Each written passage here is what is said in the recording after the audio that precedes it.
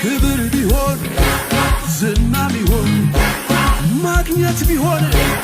ማጣት ቢሆን ሐዘን ቢሆን ደስታ ቢሆን የማያልፈው አንድ ነገር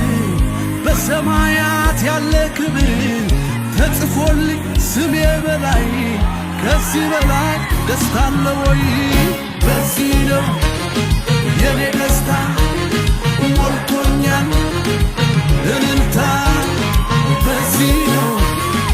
ጩኸቴ ሰማይ ቤት በመግባቴ ክብር ቢሆን ዝና ቢሆን ውበት ቢሆን ማግኘት ቢሆን ሀብትም ቢሆን ዝናም ቢሆን ማግኘት ቢሆን ማጣት ቢሆን